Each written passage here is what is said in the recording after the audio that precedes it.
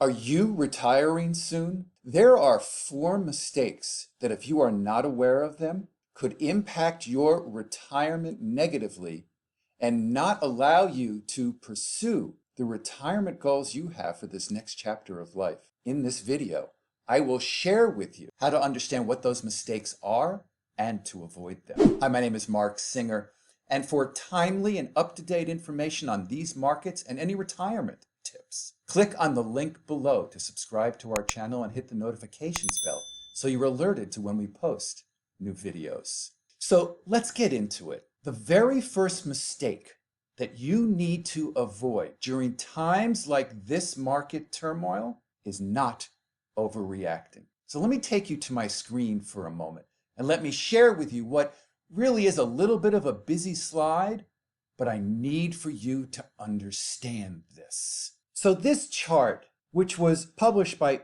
Morningstar Direct, and it references the annual returns of the S&P 500 index going back to January 1970 to December of this past year. So let me walk you through this very carefully. If you go all the way to the left side, back in the early 1970s, the market was down. You see that black area? 42%.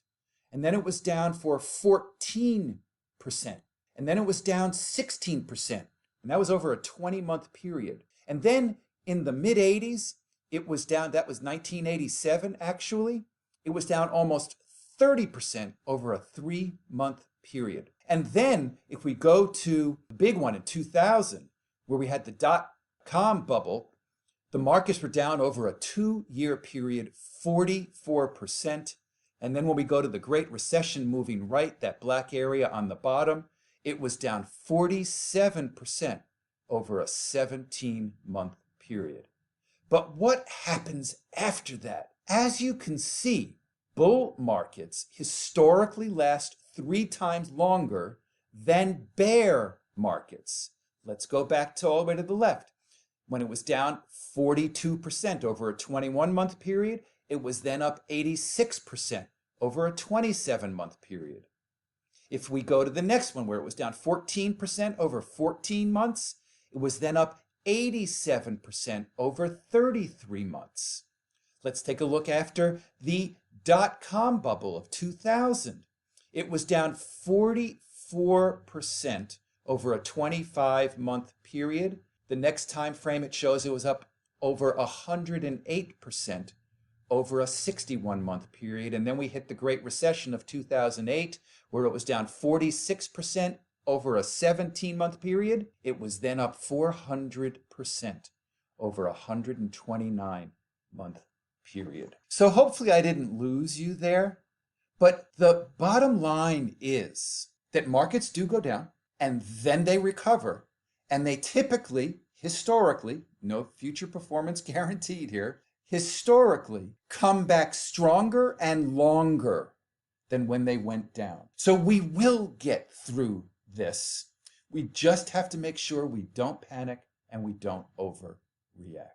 The second mistake, which is a huge mistake that I see from people who are transitioning into retirement, and I've been doing this for 32 years now, is not recognizing that they need to manage the portfolio in a different way, and they need to develop what we call the personalized investment benchmark. Now, as we go back to our working years, it was okay to take on more risk than you needed to, because we were really looking to build the portfolio to a nest egg that would generate the income that we needed as we now shift into retirement, right? But now we're shifting into retirement or planning for it or already there. And the important part here is to recognize that now we're going into what we call the distribution phase, where we're distributing income now.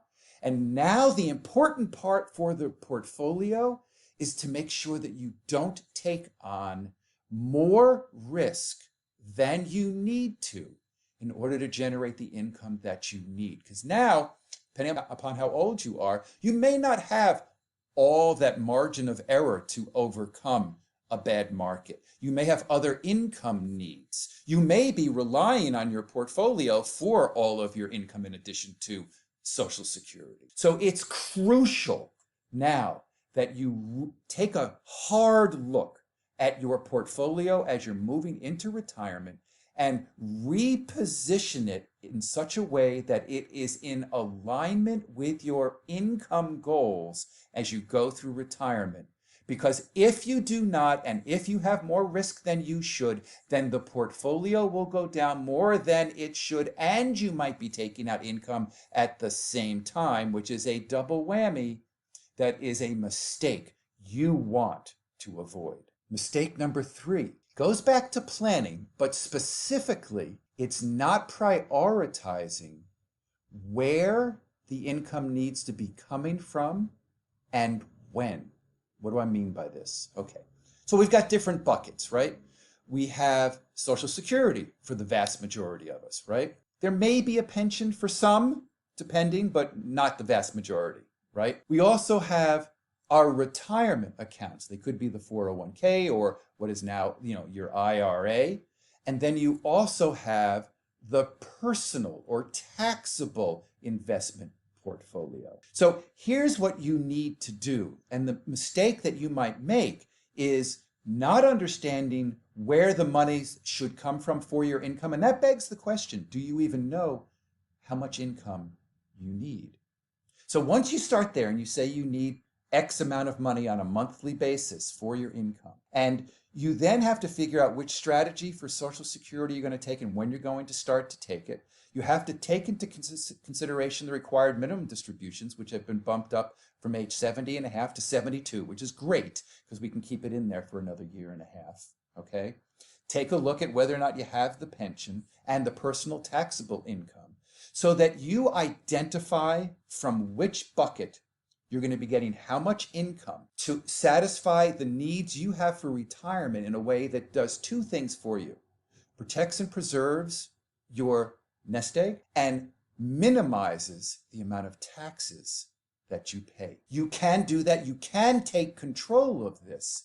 But the mistake here is not doing the work, understanding what income you need, and then not prioritizing from which bucket you're going to be getting your income from and when. Mistake number 4 is actually just, and I don't mean to say just, but the planning. So we've talked about a number of different issues here, and all of it has to be coordinated now because we lose the benefit of time, if you will. If we're in our 40s and we make big mistakes, we have margin of error and time to overcome them. But as we now go into our 60s and maybe 70s, you don't necessarily have that time or margin of error if you make that big mistake or step on that landmine that you shouldn't have. So the planning's really key. You need to coordinate. When do I take my Social Security? Which of the 567 different strategies should I be taking? How do I minimize my taxes when I do take the income and prioritize where the income is coming from? Which truly begs the question of how much income you need. And again, once you've identified how much income you need, how do you develop your personalized investment benchmark so you take on the least amount of risk necessary? Because you don't want to get hammered by these markets now that we're into retirement and maybe actually, taking income from the portfolio as well, which is a really bad thing when markets are going down and we take income and we're in retirement. So the real key to the success and the mistake you want to avoid is not doing the planning. Because if you do the planning, at least you'll get a sense of what your needs are, what's plan A, what's plan B, what's plan C, and be able to make those adjustments along the way as your life changes, your needs change, and your objectives change. And when they change, then you align that portfolio with your needs, your goals, and the objectives. Those are the 4 big mistakes that you can make as you enter into retirement. And again, if you step on one of these landmines, if you make one of these big mistakes, it could have a tremendous impact on your ability to pursue your retirement dreams.